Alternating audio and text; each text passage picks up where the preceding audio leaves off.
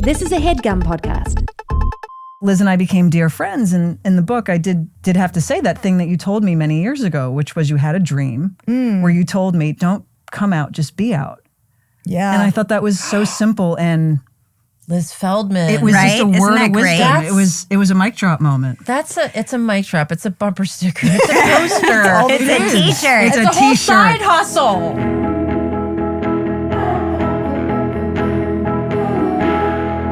Hello, Jessi Hi, Klein. Liz Feldman. First of all, I want to thank you for cosplaying as a lesbian today. Okay. Well, we did talk about when Tig was here. Yes. You guys very patiently and generously Thank you. did the labor of educating me on the term that you guys were using, lesing around. Yeah. And I did pause and say, wait, what's lesing around? And you explained Explained it it to and you, also yeah. a little bit Condescended. condescended Yeah. to me. There were, if I recall correctly, the words like, how are you not getting this? Right. Are said. Yeah. Okay, guys, Jessi is straight, is what she's trying to tell you. I mean, tenuously at this point. I mean, honestly, we're all fingers crossed. I wasn't really thinking cosplaying as, first of all, can we, in fairness to me, it's not like I'm normally coming in like a prom dress. No. And to be clear, for I've the been people, in here in a blazer. I only ever wear pants. you're a pants wearing woman. For the people who are just listening and can't see you, Thank God. Jessi's wearing a beautiful silk blouse, buttoned up to the top button. I did Feels do the important top to button say. might be a little bit of lesing around, but it also is the only really way to wear this shirt correctly. It's a beautiful shirt, and then you're wearing a beautiful blazer that has Thank you. a pattern on it. It's very cool, and you look great. Thanks. But I just thought it was funny that we have two of the world's famous lesbians on the show and today. I came in a shirt button to the top and a blazer. Yeah, fully. Fair. I think that's completely fair. You're like a not- lesbian furry right now. Oh my God. I think I would say my style is normally like pretty lesbian adjacent. It is. And I just pushed it a smidge further. Can I just quickly say, for those who are watching, this is an Escada blazer that I got on the Real for about $50. And this shirt I got at a yard sale. Okay. For, I would say 10. High-low. A high-low moment. A high-low moment. Anyway, I'm wearing a thanks for- sweater I bought off of Instagram. They were coming after you. Yep. Socks I bought off of Instagram. I mean, Instagram's coming for us hard these days. It feels And I'm like. here for it. What Target Instagram me. brand is this? Couldn't Maybe tell we ya. could advertise it on this podcast. Put a gun to my head. No idea. It's a really pretty color. It Thank looks you. really nice Thank you. on I'm a jewel-toned kind of gal, and I'm going for it We today. talked about you being a jewel tone, like a summer. I'm a summer, You're a yes. summer. I'm a low summer. We both, over this past weekend, Yeah, we sort of had a parallel weird experience. we had parallel weird experiences with like a sense of the passing of time. Yes. Yes. Without, and being in totally different places. Yeah, I was at a friend's 50th birthday party.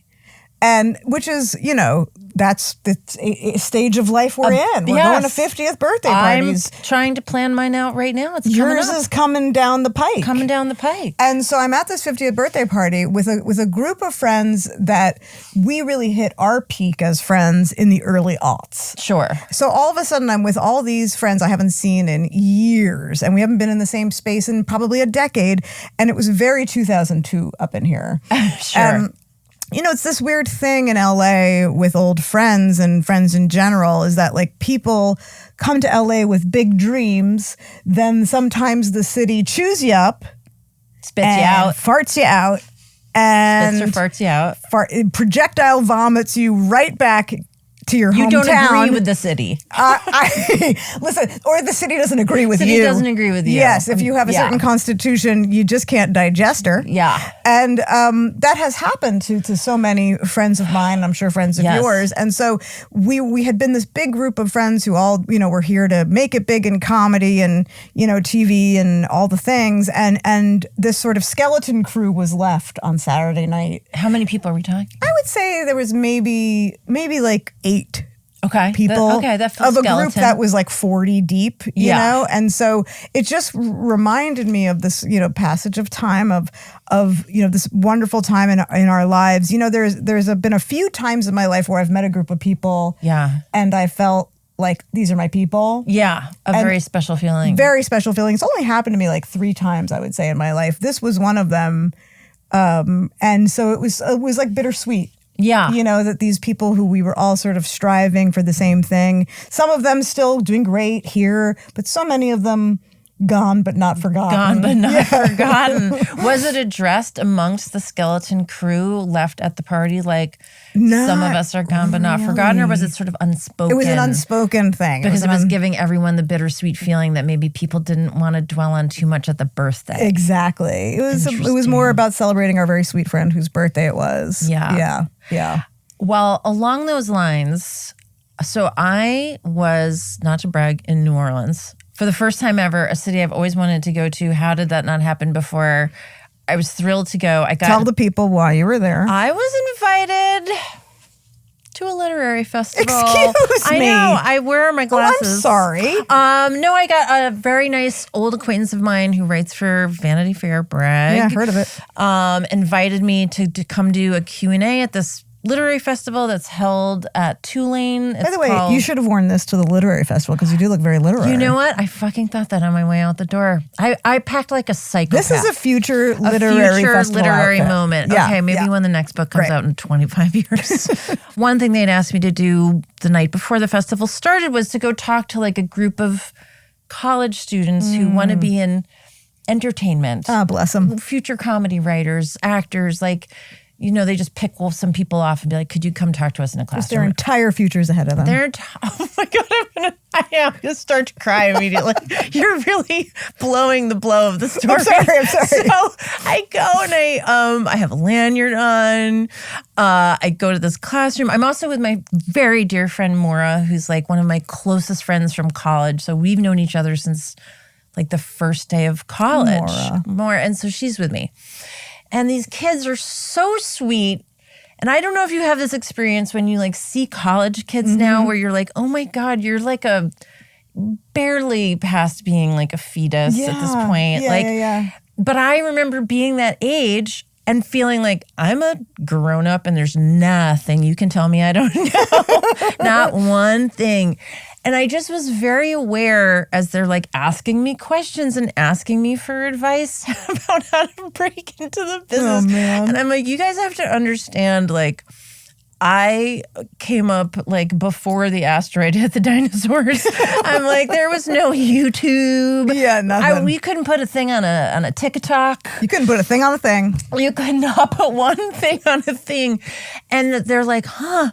So I go through, I'm just having this flash while I'm talking to them of like, I remember being this age and it feels like 30 years ago. Yeah. But also, it feels like 5 seconds ago. Yeah. And I started having that flash. And then the moment we were done, and again, these were the sweetest children, me and Maura like ran out to go get drunk at a restaurant and 2 hurricanes in or whatever. I started doing like the Diane Keaton something's gotta give like moment where she's like laughing and crying and every time I started crying, it would make me laugh. Can we go back to the hurricanes? And then the harder I laughed, the more I wanted to cry. Because I don't know. And the fact that my friend who I've known for so long was there with me.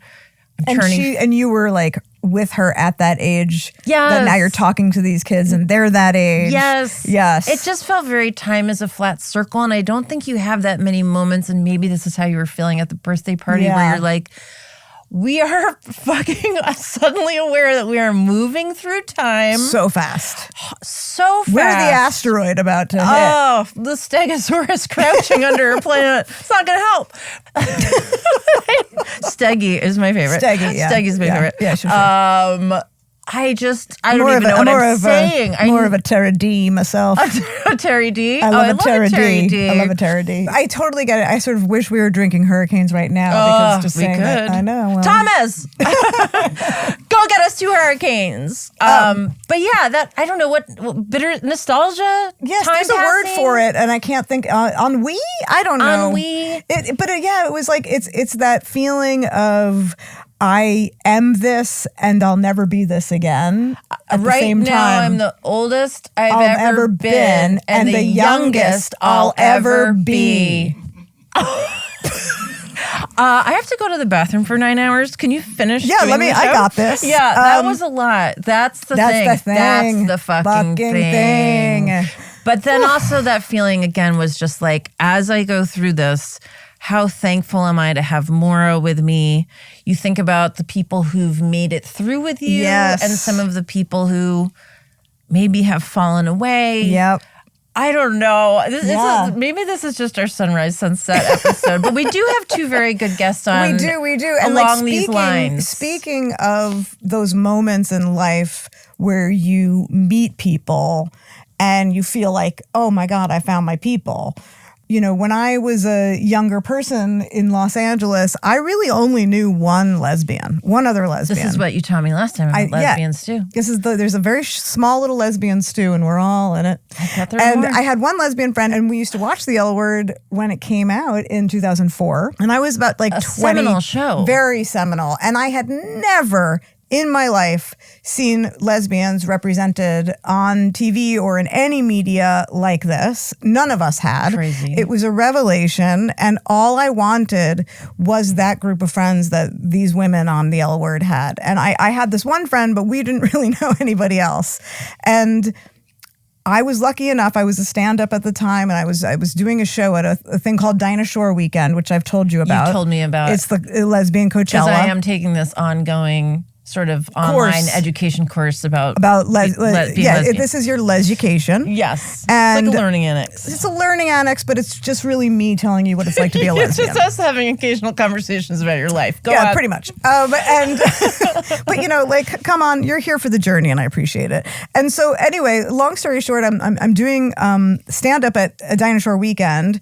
And I had been doing these silly little vlogs, possibly the ugliest word in the American media landscape. Vlog. Who wasn't doing a vlog? That's what we were doing. That's what there was. So I was doing these vlogs where I was like recapping. This little Tara D was doing a vlog. Tara D. And I was recapping the L Word with some other lesbians. And anyway, doing this stand-up show, and who would have ever thunk it in a million years? I look out and who's in the audience but the stars of the L Word. I mean, Leisha, you didn't Hailey, have to explain that and part Kate to Moennig. me. I know, you saw it coming.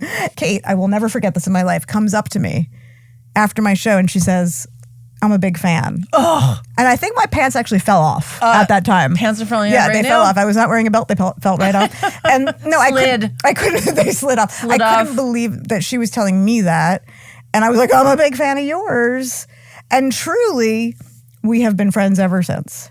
And that's 2008 that we finally met. 6? 2006. So anyway, long story short, only a few years post dinosaur.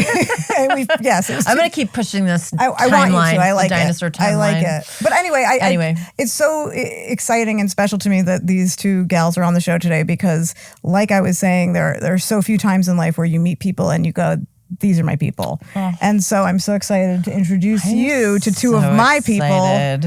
Today's friends are stars of the L Word and the L Word Generation Q. They co-wrote a memoir together titled So Gay For You that tells the story of their friendship and careers.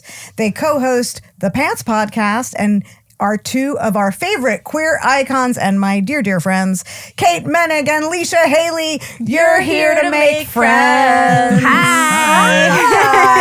We're really excited to be here. Oh my God. Oh my God. It's nice that the shoe is on the other foot because you've been on Pants and now I have been on Pants. Pants. You're the host. Now the leg is in the other. This is sort of a familiar dynamic to us because I used to host a very silly lesbian talk show from my kitchen.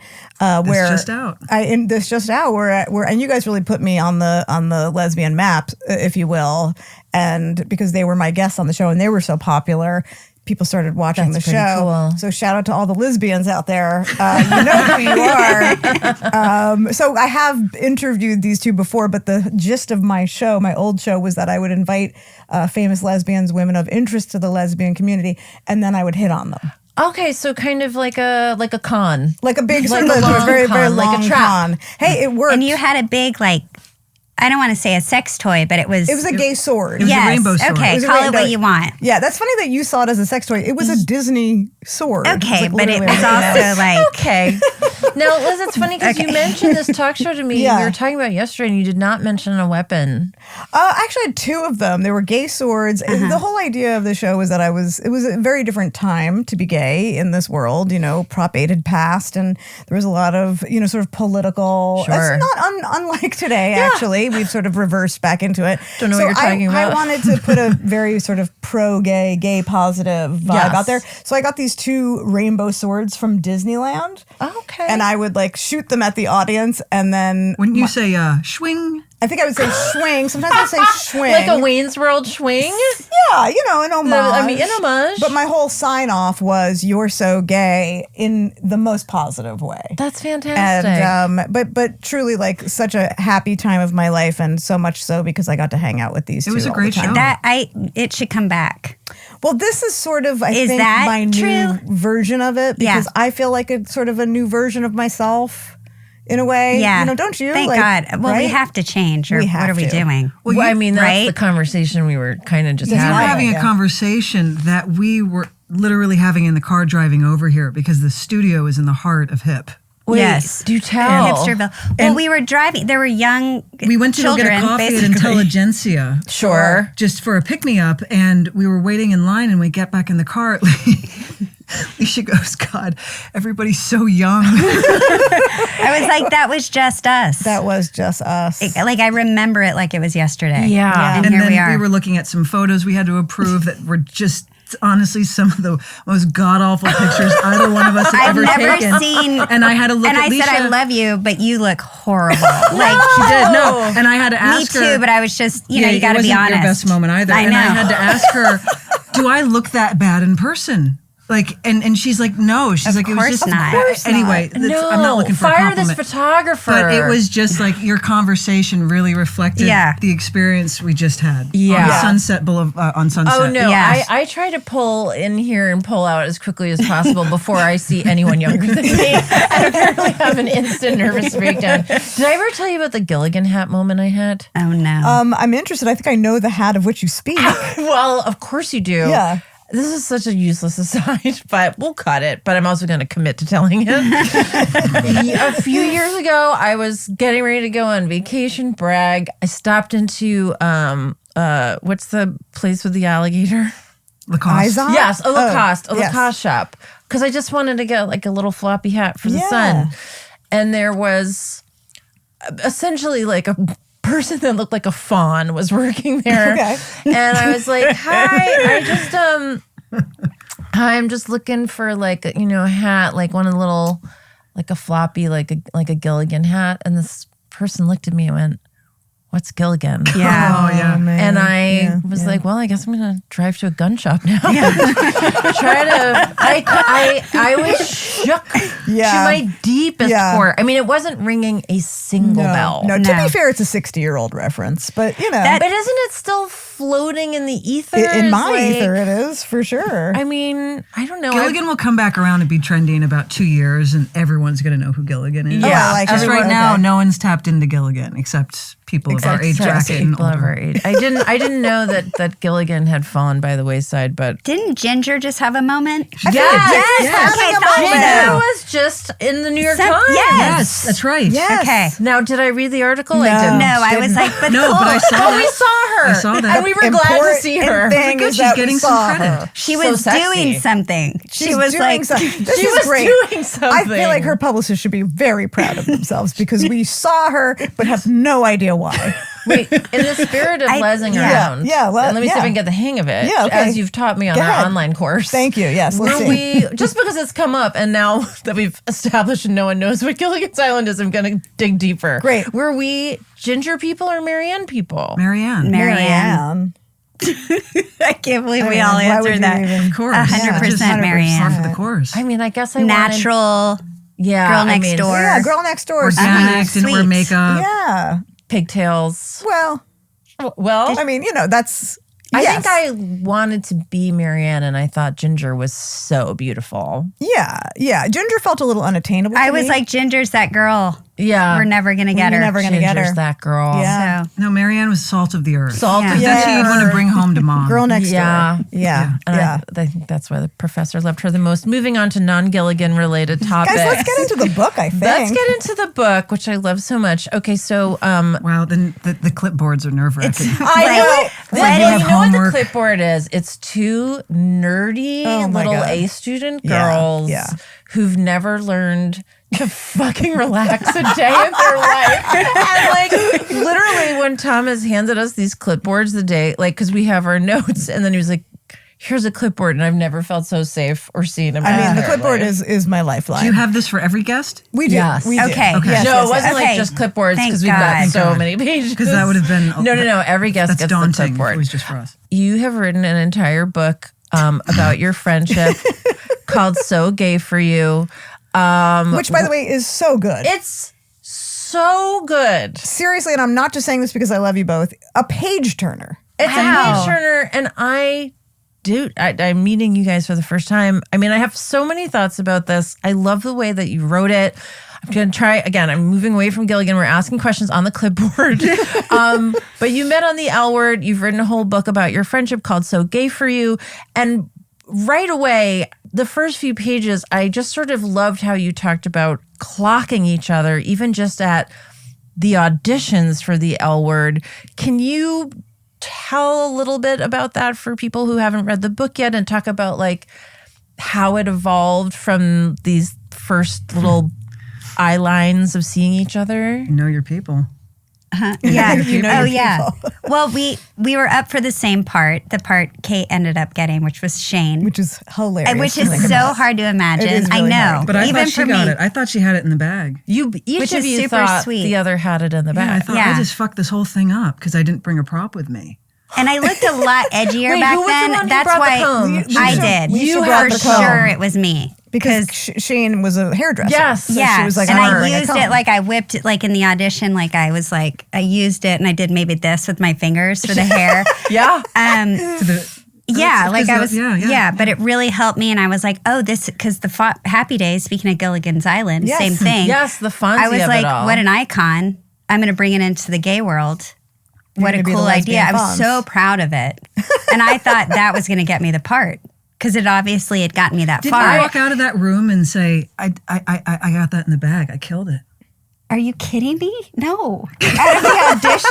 Yes. I don't know what Yes. that is. No, I've never said that in my whole life. You didn't walk out of that room that day? Are you talking about in my head or to you? No. In your head, when you were Oh, done, did you say no. to yourself, I slayed it in there? No, I didn't feel that way because when I saw Kate before I walked into the audition, I was like, there's no way in hell I'm getting this part because she was so pretty. I mean, you still are, but you know what I mean? Well, not like after those you pictures. saw her. Liz, you know We what don't I'm like talking that about. photographer. Gorgeous The person. beauty was weird. Yes, it was weird. It is weird. It was still is. yes, it still is. And this is but- my friend I'm talking about. And it's Yes. always like, enough already.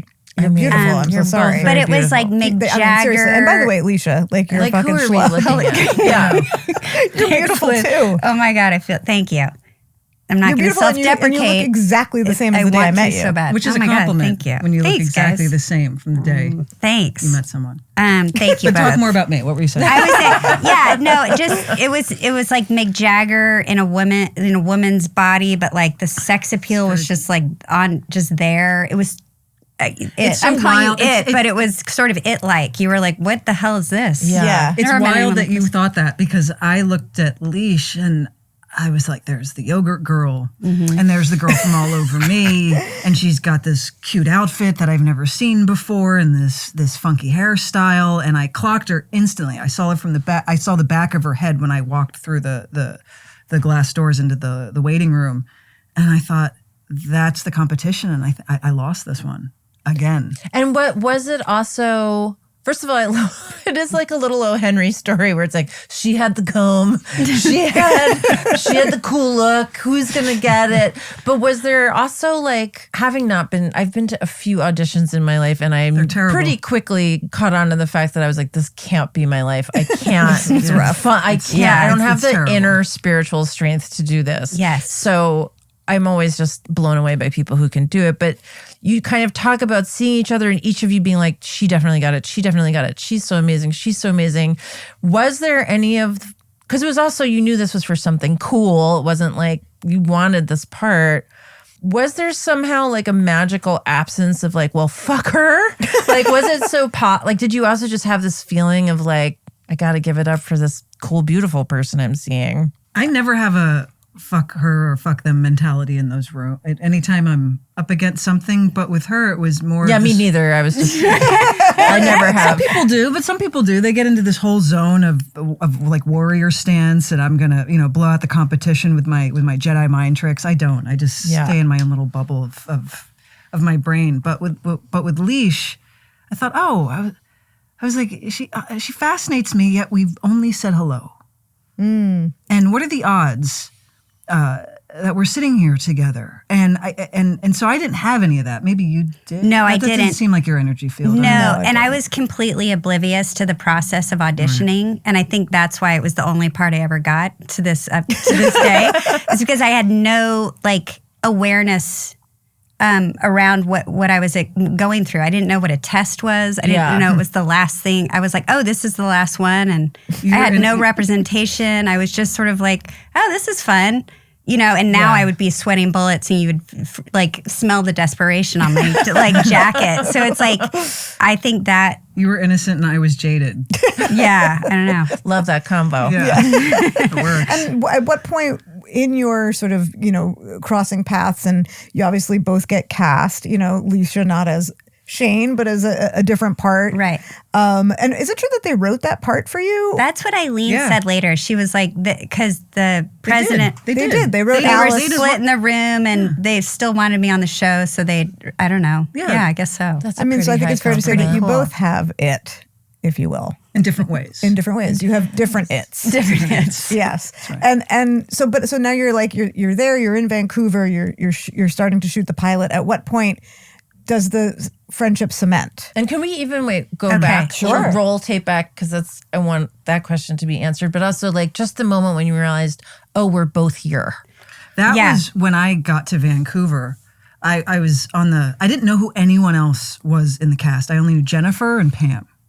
I didn't get a list of anybody else. Jennifer Beals and Pam Greer. Correct. For those of you playing along at home. That Jennifer and that Pam. And on the plane, on that 6-hour flight from New York to Vancouver, I kept thinking about you. And I thought, I wonder if she's going to be there. I was like, I wonder, what are the odds? And I just didn't understand really I didn't really know who got hired and how that works and what the politics are behind that. I also at the time didn't know that the network did not want me at all. Like I knew nothing. I only found that out years later. Yeah, that's good not to know at the time. Yeah, I'm glad I didn't know that. But I kept thinking, I wonder if she's going to be there. And I get to Vancouver and production takes me directly to the production office. And again, I walk through the doors and the first person I see is you. Amazing. And I was so happy and relieved. I was going to say, was it just like a giant relief? I felt that way. I just thought, great, like this isn't over. That wasn't a high and by. Yeah. It's like it was really friend at first sight. Yeah. Yeah. And then it just got solidified and we realized we had we worked on the same days. So we had all the days off together and we liked the same things. Yeah. Even though. And we were like the two gay ones. Which is like pretty. Even though we didn't have any friends in common and we lived in two separate coasts at the time, it was like, that's my people. And so you were the two gay ones, as you said, but Kate wasn't yet sort of publicly out. And I loved in the book how you talk about Leisha being so patient and protective of you in that process. Yes. And I feel like what an act of real friendship that is, because it was such a fascination, because you weren't, you're not the kind of person who wears your, personal life on your sleeve. You're still not, which is completely fair and absolutely your prerogative. But people really wanted to know, like, why isn't this person talking about their romances, and is she gay and is she not? And Leisha, you were always fielding the question for her because I think they were too afraid to maybe ask you directly. And so you would get all these questions in the press like, is Kate gay? Well, I had a lot of attention on me because I was the only out one. So that was, the first question, like, what's it like to be the only out lesbian on the show? And then they would lean in and go, but you're not the only out one. Yeah, right? they ask in code. It was a bunch of journalists. I know. It was pretty aggressive. I mean, I get why they wanted to know, because it was like, it kind of validated the show. For the network, it would validate the show, right? That's what I felt like my role was. Like, oh, this is, this is real. Like, or we belong here because look at this girl, she's really gay. And I don't know, there was a lot of pressure around that. Yeah. And then Kate would just help the community by just being another one of us out there in the world doing it, right? And so I get it from both sides, but my purpose, like back then, was to like protect her. And I was like, because she's like, it's nobody's business. And you were out in our personal lives. Yeah. No, it's not like everyone knew. You knew, friends knew, family knew. Yeah, of it was course. just, it's one thing. Sometimes you just have to take a minute to wrap your brain around something and get to know yourself. And so when someone's trying to poke you and get to the center of that when you're not ready, Yeah, of course. it puts you on your heels. And again, the way people would ask, it's like they had patience, but up to a certain point. And then there was this expectation, I deserve to know. It's like, but I don't know you. Right. Yeah. Like you belong Like, you to belong us. to us. Like, just say it. And it's like, I don't really know what to say yet, to be honest. It's not shame. It's not embarrassment. I just don't know what to say yet because I don't know what that means yet. And that should count for something. And where's the respect? Yeah, Yeah. you're also just a person doing a job. Like, exactly. But that's where that's what I kind of would argue with myself about at the time, because I thought, I'm just a person doing a job, but also I signed up for this job where there's scrutiny involved, right? You get on a show that you're lucky enough to be successful and people are curious about you. I mean, it comes with the territory. Sure. That's a bit of a champagne problem, isn't it? I can totally understand the pressure of like, oh God, how can I be so bummed about my champagne problem? And yet, your life is still your life. But when you're just figuring it out, and, not everyone, blooms at the exact same time. And it's Like you had your first real relationship up in I Vancouver. It was like love for the first time. Like, let me try to understand what that is. Yeah. Like, let me just give me and then heartbreak. Yeah. But the fact that like you had this friend in Leisha that saw you so clearly through that and respected you and wanted to protect you is just, it to me is like sort of heroic, because that's real friendship. It's not about you projecting your own wishes and, desires onto her of like, well, come be with me and be out. We can do it together. Let's do it together. You were like, no, this person is going through a process and it's her process. It's not for anyone else. And I just thought that was such a poignant part of the book. And I'm so glad you guys talked about that. Well, you were also a huge part. You're in the book. You want to tell that story? You don't have to. It's Why? when I met Liz. What she said to you. Like, just, it is in the book. Yeah. Well, first of all, the reason why I know of you, Liz, is all because of Rose Rollins. Rose Rollins was a girl on our show. I don't know if I realized that. Rose said, you have to watch this show. It's not very good, but when they have this girl on, it gets so much better because she's so funny. You have to watch it. It was this vlog that would like recap the episodes of the show. And Liz would like, there's this girl named Liz and she kills me. You have to watch it. You're gonna love her. Because Rose, all of us had a similar sense of humor. And that's how I discovered who you were. And I was just Rose? absolutely enamored by you. That's amazing. And so Liz and I became dear friends. And in the book, I did, did have to say that thing that you told me many years ago, which was you had a dream where you told me, don't come out, just be out.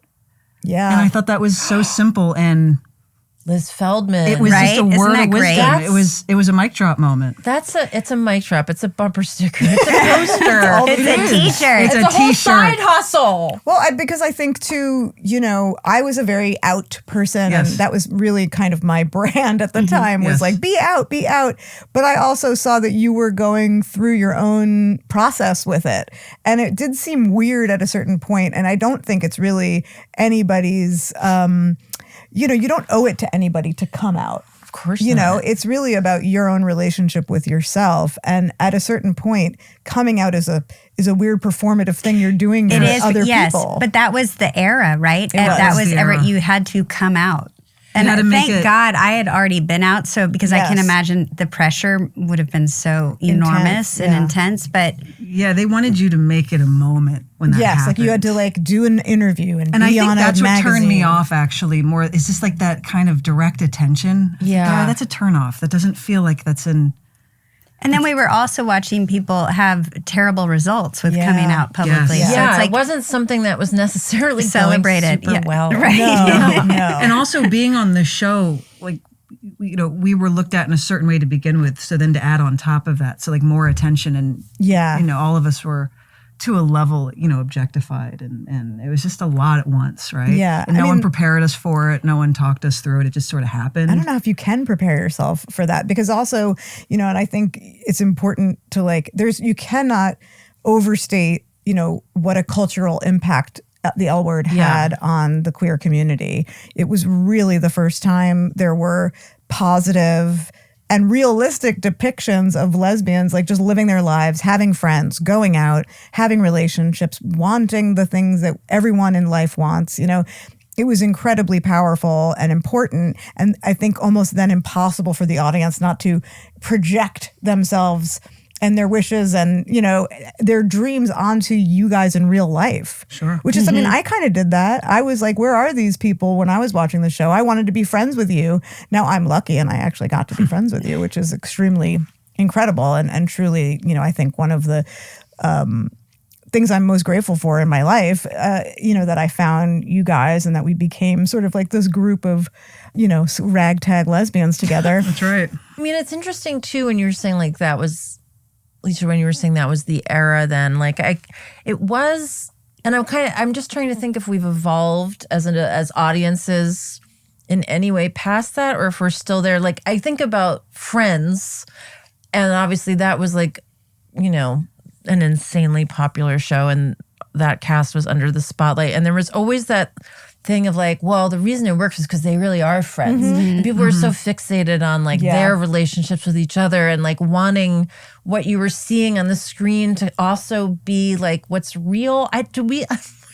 Which is so dumb. We're like, they're actor. It's like the way I explained to my 9-year-old son. I'm like, no, they're still alive. It's okay. I don't know. I don't know if that's like a thing still or if people don't need it as much. Well, I think that the queer community does still need it because there is still nothing. It is still an underrepresented community. Just because there's one gay character, one queer character, one trans character, which is great on any given show, that doesn't mean that you're really watching stories about our lives. Right. And also like this group of, what was it, 8 women? Or 8 characters, whatever. On any given season. Yeah. It's still, it was those 8 people. Like there's still a lot like a lot more of us to, tell stories about. Yeah, exactly. Like I look at the show, what was weird for me is like nobody on the show was like anyone I knew in real life, like who we were depicting. Yeah. But it wasn't, but I sort of had a weird aspirational thing like, well, I want this, like I think we can be this. Like as a community, that's it was amazing. like a So weird inside. Wow, that's yeah, it was really weird. I was tripping out pretty much the whole time because you were like, "We're doing this, but I really want to be this in real life." Yeah, or like, "Oh, I can dress like this. I didn't know we could do that." Like seriously, like I didn't know like I could be this feminine and still be gay and still be. It was all weird. So but you were having sort of like a coming of gay age. I was while you were making the L Word. That's so interesting. Yeah. Huh. I would say like sexually, like physically, it was. Yeah, you started wearing heels. Kind of opened me up. The show opened me up. That's amazing. And probably a very rare experience, I would imagine. Yeah. So many other actors, like relationships with their characters, if anything, make them feel like they have to live smaller, not bigger. Especially because of the fame that you guys got from the show. Does that make sense? Yeah. I think so. What do you mean they feel like they should live smaller? Meaning I have friends who are actors who are very well known and I don't think that they would say that the part that made them most famous made them feel more free in their life. Oh. I think it made them feel, if anything, more trapped. Gotcha. I don't know if we experienced that level of fame. Yeah, we though. weren't that famous. I mean, yeah, we were known. It's so- To me, you weren't. It's like a microcosm. Yes. It Like is. we can go anywhere in the world, but if we walk into a like gay bar, it's different. It's different. I know. I've been to a gay bar. How was it walking into intelligentsia though? fine. Well, they were young, so I think we're the we're also we're the Gilligans. The Gilligan. Anyone Of I think yesteryear. over 25 at intelligentsia is Gilligan, 100%. I love the part in the book, Kate, where you are talking about like the 80s sort of ushering in like a new way to dress and like sort of finding like that you wanted to dress like Marty McFly. Yeah. Because I too remember wanting to dress like Marty McFly. Yes. Like I was always a tomboy. And I just remember kind of, all through the moment that you first start kind of like, I'm dressing myself and I'm making choices and what am I doing? And it always felt very fraught. Like I really didn't want to wear a dress. I did not want to dress like a girl. And I also remember there being a tension between like, how do I dress that feels like however I want to feel like? I'm trying to figure that out. And also, what clothes do I want to wear to like attract the people I want to be friends with? Like what signal am I trying to send to whoever might have me at like my tiny junior high school? So anyway, I was just curious, like I ended up becoming friends with this girl who became like my best friend, and she ended up going through a pretty deep like metal phase. And I hated metal, but I felt like I had to sort of mirror what Molly was doing. Like Headbanger? Yeah. They're not paper clips. They're safety pins into the tights There with were like 10-hole Doc Martens. There was a zip-up combat boot, which I still do love very much. Yes, there was an MC jacket. Yes. I remember I bought several GNR t-shirts, which I wish I'd saved because now they'd be worth a lot of money. You could retire. But anyway, I was just curious if both of you could speak to like that moment in life, because obviously I'm sure being gay is a whole other element of like, how am I dressing, coding myself? Oh, God. But it's such a moment in life that I think everything. everyone is struggling with. Yeah. I had to wear uniforms in school from first grade to 12th grade. So my freedom came in what I wore on weekends and outside of my grade school and high school. And I didn't like the girls' clothing. I still have issue with it because I don't like how designers look at women's clothing differently than men's. Same. It's like men's clothing has better materials, it lasts longer, it's just more well made, and women's clothing for the most part always feels a bit fast fashion-y. The patriarchy, huh? Yeah, man. Yeah, the patriarchy. So And just kids that age, like my kid goes to a school, he's in 4th grade. They wear uniforms. And which is actually great. I actually don't like regret wearing a uniform. that there was Taking the pressure off. It does take the pressure off. It's take fabulous. some of the pressure off. It's fabulous in retrospect. When I'm walking around the school, I'm like, why do the girls have to be? I mean, I guess they can wear pants and stuff. Well, that was my argument. I was always, and I grew up on the East Coast. Yeah. So imagine cold, like early January, December weather. It's snowing, and all the boys are in their wool slacks and their black sneakers, and I'm like in a jumper. Yeah. With like really light tights. Yeah. And you can't wear sweatpants because that was against school code. Like, what the fuck is wrong with you? They didn't care. And but it's weird that it doesn't feel like that's changed very much. But anyway, so then on the weekends you were like, let me go find my McFly.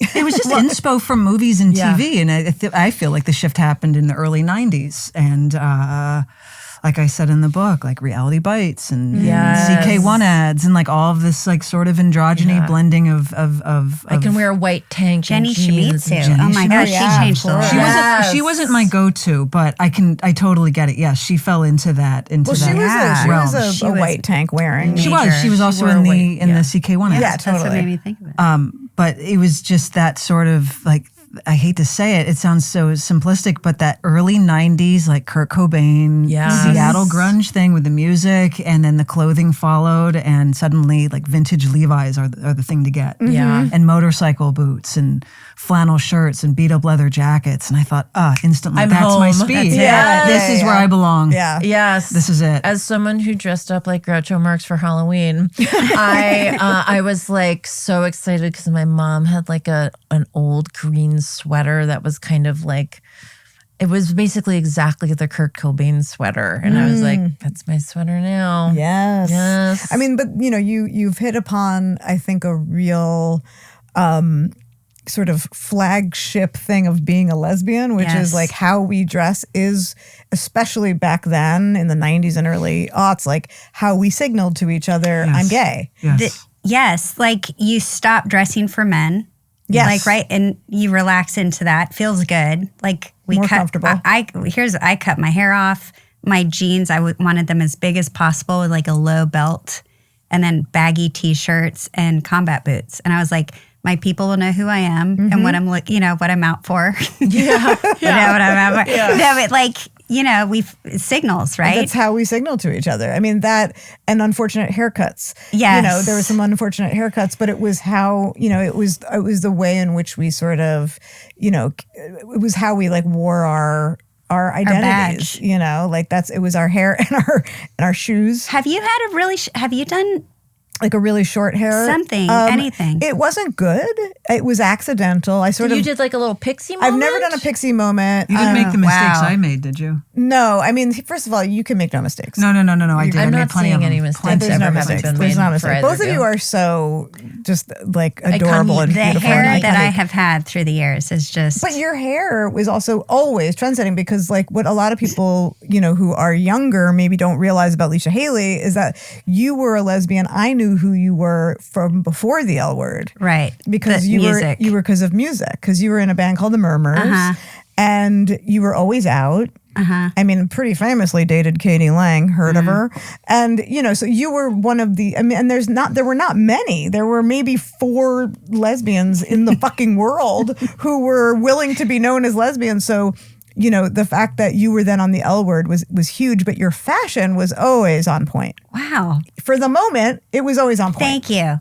God, the compliments today. I know. I mean, That's Come what we're here. here to do. Thank you. Oh. It's sweet. No, it's not. You're so gravity. sweet. Well, I love you guys. Love you back. It's my chance to tell you how incredible and influential you've been in my life. Damn. So you guys famously do a podcast about your friendship called Pants, and you talk about it in your book, just why and how you developed this adorable term pants. It was Mia, right? Mia. It was her. Mia Kirshner. It was half condescending, but also out of love. Yeah. Like she was like, "Oh, look, it's the pants." Because we were always And we'd together. say, what do you mean? What is because it takes a minute, you maybe feel offended. What is that supposed to mean? You just can't have one leg without the other. You're a pair of pants. It was just matter. Always together. Anyways, So it was with love, but And then you started a podcast called Pants, and you've We been did. doing a Sure did. podcast. yes, it's 4.5 years deep. yeah. Damn. I know. Yeah. That's Get ready. commitment. Talk to us. Get ready. How 4.5 years, you I two. mean, we have questions. Well, we you do. said something earlier that we both went, and that you don't talk to you have to stop speak talking to each other differently. Yeah. Well, you Yes. have to stop talking because when you get here, you need things to talk about. Exactly. We experienced that, and I think a little distance started to Yes. grow between us because Because we just took a left turn because everything was about the podcast. Save it for the pod. Like, let's Save not. it for the we said That is it like all the the most time. common thing we say to each other. Yeah, Yes. and it was common for us, and it can be a bit exhausting because you think, shit, I just want to talk to my friend. Even when you have people that are going to produce it and edit it, you're running this show, and we became partners, and it's just a shift in the dynamic. Yeah. And But what- do you still socialize? We still- Yes. Do we talk about going to therapy? Yeah, No, you did Well, not. we have no that we could and would could, maybe. yeah. We've thought about it because we have other. Did you shake my hand? I wasn't reaching out you to wanted to- introduce myself. You wanted to I just hand-hold? wanted to hand hold. Oh, we for can handhold. Yeah. We have other businesses that we're starting together outside of the podcast, and then Because we we did haven't this learned our book. lesson yet. And so we're like, just to make sure we don't destroy our friendship, we want to keep it Yeah. healthy. We're like, if said things happen that we're working on, Yeah. Then you could go to therapy together. maybe it's a good idea. Like, did you see who was it? Metallica. What happened? With some the kind of- documentary, they all some went. The kind of- documentary, some kind They of all went to monster. therapy Yeah. in Did order they to come destroy back each together. other? We don't want to get there in order, So we're like, You don't want to go full Keep it. Metallica. we don't want to No. go for that. Now you're saying you're doing other things together in Yes. addition to the podcast. You obviously wrote this book together. The book. What if I hold it up? Yeah, hold it So up. gay for you. The where I don't have my glasses on. And it is I'm like, really, really good. It's Thank you. really I'm great. telling you, Yeah. I read it in a night. I couldn't put it down. I was like, I have to go to sleep so I can talk to these two I was tomorrow. shocked when you were texting me this. I was live texting It's Kate so my good. reaction. She made me cry like 3 times. But You made me. I mean, it was like very vulnerable and sweet, and to know you and to love you both, and then the way you talk about each other so lovingly, like. you guys are really a great role model or great role models for friendship and what friendship can be and should be. Well, that's nice because I do think that in our community, we wanted to write this book because we think it is so important to have found family or to talk about like chosen family. Like nobody really talks about it, but it's sort of like paramount to this. Like we're like, it's everything to us, right? Yeah. Yes. I mean, we have our blood family and we love our blood family, but I don't know when it's really like. But you get to choose your friends. Exactly. You don't choose your family. And especially when you grow up, feeling like an other and being queer, and especially at the time that we were growing up where it was not cool or accepted to be that way. I don't know if you had this, like Jessi and I both talk a lot about how when we were children, we were pretty lonely. We grew up in New York City. It was a very isolating, place to grow up as a little girl, but also isolating to be queer. And I think when you find your people, it's such a lifeline. Yes. And like, not to like overstate it, but that's why it was so important for me to have you guys on the show, because you found each other, we found each other. And I just want that for everyone out there, that they find their people. Exactly. Yeah, you know them and you see them. And we wanted to kind of write about it because I don't know, for it, like in any role model or like if you're looking at us, you're like, I want friendship like that. Like that's why we wanted to talk about the sort of pitfalls in it too, because even today you have to work on friendships. I think sometimes more than love relationships. Like, Yeah, the love. Yeah, you get people. It's easy when you get married, and if you have kids, it's just. It's so easy. It's no. What I was gonna say, it's easy to like lose track of your friendships once you get married. Once you have kids, it's you get distracted, and then life moves very quickly, as you two discued earlier, with how.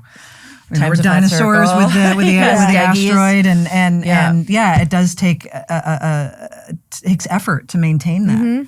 Because it is priority. And I think you can't always like rely on like the past, like, oh, well, we all the sweet times. Remember when. You can't do that. Remember when. No.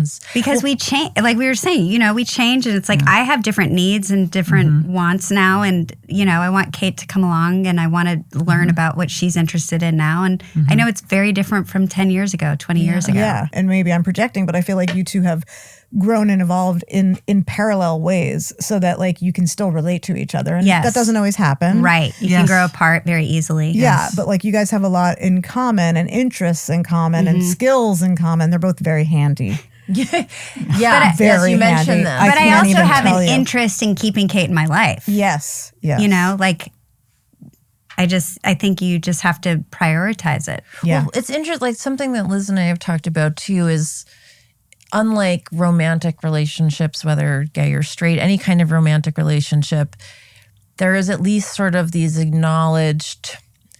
sort of an acknowledged vocabulary and expectations of like, we need to work on our relationship and we're getting engaged and we're moving in and like, if you're having trouble in a romantic relationship, there's the idea of going to therapy. But like that language doesn't really exist in platonic friendships. And I think it sometimes takes like an extra level of, I guess, of vulnerability to go to a friend and be like, hey, can we work on a relationship? Yes. Like I just think it feels, as someone who I feel like I'm not embarrassed by much, sometimes it feels embarrassing to say that. I would feel much less when I was married, like it's sort of part of the thing where you're like, I'm unhappy. We're like, let's work on this. Yeah. And it's I don't really know always how to say it to friends. Exactly. Yeah, I think I've definitely fallen short with some friendships where I didn't do that, and then those friendships have fallen away. Yeah. And why is that? Why aren't we talking about that or like working on it? It's a good question. Well, maybe we're going to start with this book. Maybe we're going to start with this. Excuse me, Oprah. This book is going to change the world. But there is, it's not just, you said this before, it's certainly not romantic, but it's more than platonic. Yeah. So, and because it's love. And it's family. And it's family. And like they're your anchor. Like I can certainly say, obviously you're an anchor, Like there's an anchor, there's an expectation, I think. Like, of course you're going to be there. Yeah. And then like. Yeah. Like you make me me. Yeah, exactly. You represent that. And so it holds weight, not to put pressure on either one of you or Jesus. for anyone else who's listening who's like, oh yeah, I see my friends like that. It's not that, but it feels that way. It's not just, it's like we earn these friendships. Like we earned them. And so that's why they're so important to like hang on to and to do the work to keep them vibrant. Yeah. And water the garden. You gotta water the garden. Or even like think of like with friends, if something happened and nobody talks about it, like you were saying, like people fall away and you're like, God, if I just maybe said, hey, my feelings were hurt. Yeah. Or, Right. Yeah. I don't know. I mean, look, I think there's sometimes our friendships where like the season, peaks and then the season is over. Yeah. And I think we've had friends like that. Yep. But when you have a connection that you really cherish, like if something ever were to come between, us, like I would try to fix it. Yes. I would try to fix it. Hey, thanks, Liz. And that's hard because it is vulnerable. Can I It's talk to you weird. outside for a second? Yep. Cool. I'm in trouble. Yeah. No, it is vulnerable and weird. Yeah, it's weird, but we should normalize, getting in there and getting under the hood in friendships and tinkering and fixing if that's what it requires.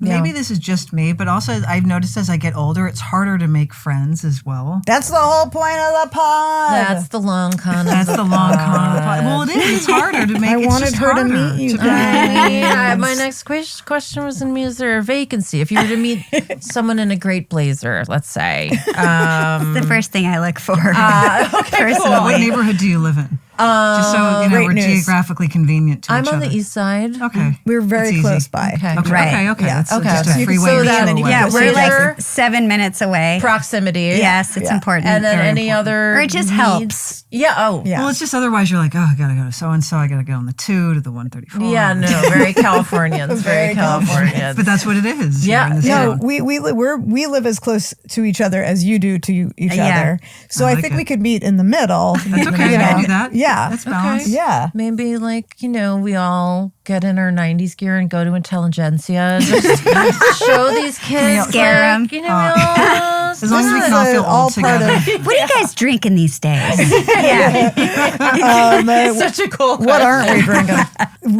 This is all part of Operation Get Jessi More Lesbian Friends. So this is Okay. perfect. Okay. Yeah. Well, then let's. Yeah. let's. We're I'm good just to have saying around. I'm Yeah. here. For lezzing around. Yeah, it's time. I'm near the end of the course. Yeah, you are. You are. I've It's time for shown you up. to matriculate. Okay. Are you getting your doctorate yet, or? Not I'm yet. Come finishing on. my master's. Yeah, I would and say then I she's have to finishing come up her with ma- my thesis. Yeah. Okay. Well, Yeah. then that's time. Let us know. Okay. Okay. Yeah, We'll talk Either it in a jiffy. over. Maybe not. Hey, in by the way, Intelligentsia. you're getting A's, baby. Oh, thanks, honey. I do love to be an A student. Are we should we? I think we are. I mean, it's has been such a lovely conversation. Yes. We do a thing on the show where we talk about great moments in friendship. And we call it our Ravioli moment because Jessi had this incredible experience with her friend Sabeta, who gave her. Who brought me ravioli Yeah. when I was feeling really down and cooked me ravioli. And it was just a very loving moment.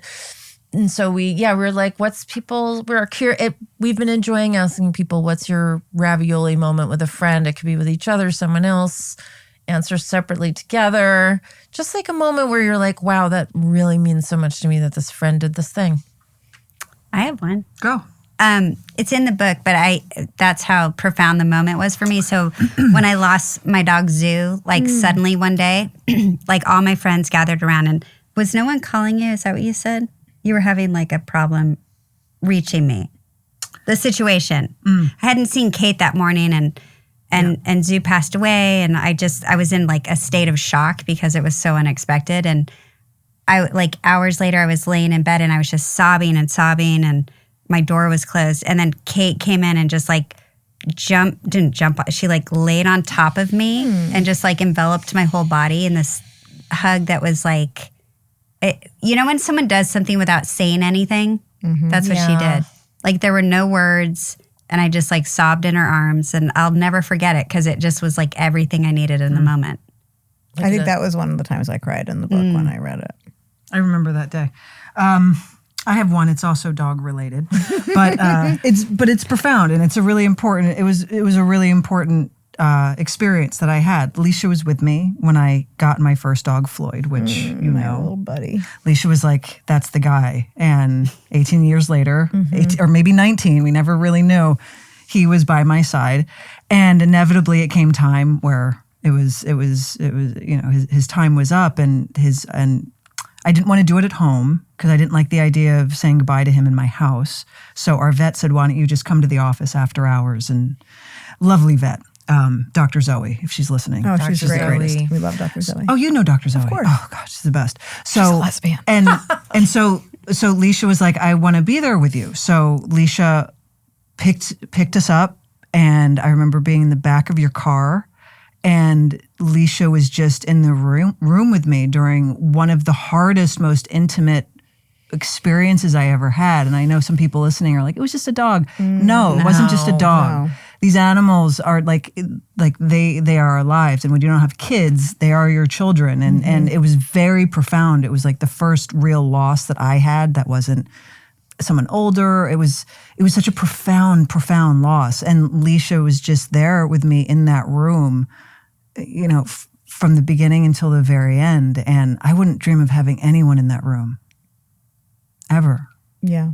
And that was really, our babies, right? Say again? Well, our babies. Yeah. But I mean, I And was. by the way, Zoo was such a wonderful doggy too. I Isn't she? loved Thank you. Zoo. I She know. was so sweet. Sue was the best. You both had wonderful dogs, and I think it says a lot about you as people. Can I get a breed description on these dogs, please? Oh my Mutts, like Mutts, just little rescue mutts. So Yeah. sweet. size, a color. Well, Floyd had cancer in his paw about 10 years earlier, so he became a tripod. Oh my God. He sure did. He sure became a tripod. Such a sweet boy. He was a king. He was a good boy. He really was. But was- yeah. yeah. And Zoo, it's funny because both of your dogs were sort of like the dog embodiment of both of you. Because, I mean, now that I'm thinking about it, I'm like, Zoo was this like so sweet, such a sweetheart, like just such a like a little open-hearted little She dog. was great. Wouldn't hurt a fly, and Floyd was like, he was like a real cuddle bug, but kind of a curmudgeon. Yeah. You know, Just a little bastard. just a little bastard, just like But you. sweet on the inside.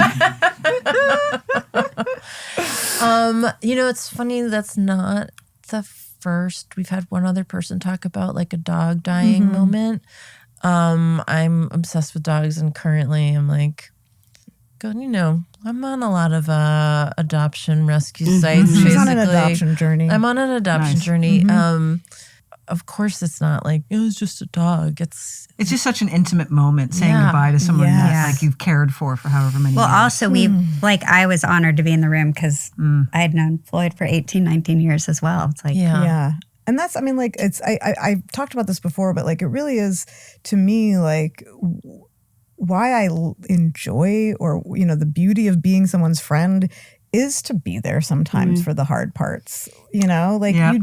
you do, it is incredibly heart affirming. And, you know, like it's what it's all about to me. It's like, it's not hard to be with somebody when they're going through a difficult time. It's hard to go through a difficult time, but it's actually like generally an honor to be with a person when they're going through that time. Can I add one more thing? Yeah. So this is a little lighter, but I feel like Leisha and I, we've experienced failure together. That's a good one. And on different levels, right? We've experienced one. extreme failure, and we've experienced Extreme mundane highs, failure. but also extreme highs. Yes, but Yeah. I'm just Yeah, you're on the failure I'm on the train. failure train. I just had to remind, because when the failure, like, forget the high moments, Yeah. but the lower moments, like we have this idea of like, oh, let's go to the store and go shopping, and meanwhile, like the store is closed, or we decide like, let's drive up to Whistler to go snowboarding, like get your gear, and then we get up there and we realize the slopes are closed, so we buy ice cream and drive back to Vancouver,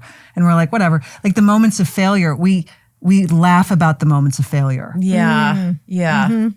I Does thought that you were make talking sense? about the real life Yeah, it's like failure those stuff. failures. I was like, I was just ice trying to cream. well, I can talk about that. I was just Yeah. thinking about the mundane things. Like there's no judgment within the failure. We just look at each other and we're like, well, that sucked. Or, yeah. well, we tried. Yeah. Or whatever it may be. I mean, Well, that's a good dynamic to be in is. with anyone, again, romantic or platonic or otherwise, because I mean, I was just on this weekend with my friend and like it was amazing. But there were one or two moments where it was like, let's go to the hottest jazz club in town. And then got there and it was like closed for private party. And we would both be like, we're pivoting. We're pivoting. Yeah, we're going to have a chill pivot. And now chill pivot was always just, let's go drink more. So that was right there for us. But like we were able to chill pivot together. Yeah. In a way that felt like really nice. Because I think, I mean, you know, I'm going to say it. I think you guys are soulmates. And I think when you're with your soulmate, you can be anywhere, you can be doing anything, and you're having a good time. It's true. Even a funeral. Well, right? It's, you know, when you laugh at one or God, in one, during course. one. Yes. No, you've never done that. Guys, I was just, again, in New Orleans and driving around town, walking around town and seeing second lines for like coming out of funerals. And I was like, I cannot think of a better, like people are dancing and playing music. This seems like a kind of the best idea we've had about how to like get out of here. Yep. Yeah. And I would certainly rather be at a funeral with my soulmate than not. Yeah. You know? Exactly. Yes, I've also laughed at funerals. Yes. Okay, good. I felt all of a sudden I was like, wow. Oh, it's the best kind of giggle. Yeah. Absolutely. There was when my grandmother died many, many years ago. May her memory be a blessing. A blessing. You know, you get like a rabbi who's like, you've never met this person. Anyway, we're out like literally burying my grandmother and he starts to do a prayer and then his cell phone started ringing and it was like the era with like the Nokia like and I lost it. I was like I can't physically not laugh. Like I'm dying. I'm dying. It's the best. You need the tension release. You need the tension release. And also, first rodeo, turn your phone off. Yeah, hey. But hey, that Razor. specific ring, I had nothing to give. Hey, Kate and Leisha, thanks so much for joining us. Do you have anything you'd like to mention to our listeners before we say goodbye? Yeah, we have a book coming out. June 3rd called So Gay For You. It's on, you can get it at sogayforyou.com. You're going to sign it for me. There also still could be a few tickets left for our New York show that's going to be held at the 92nd Street Y. Oh, fantastic. Yes. Fancy. In New York, we're going to have our show on June 3rd. And by show, we mean in conversation with someone. At the We're not dancing. There's some tickets left, so please get a ticket. Come join us. Maybe not in May. Maybe they'll be gone. Maybe so, but they'll know that in May. Thanks for listening. Follow us on social media at Here to Make Friends Pod and let us know who you think we should make friends with next. Email us at htmfpod@gmail.com and go out and make a friend.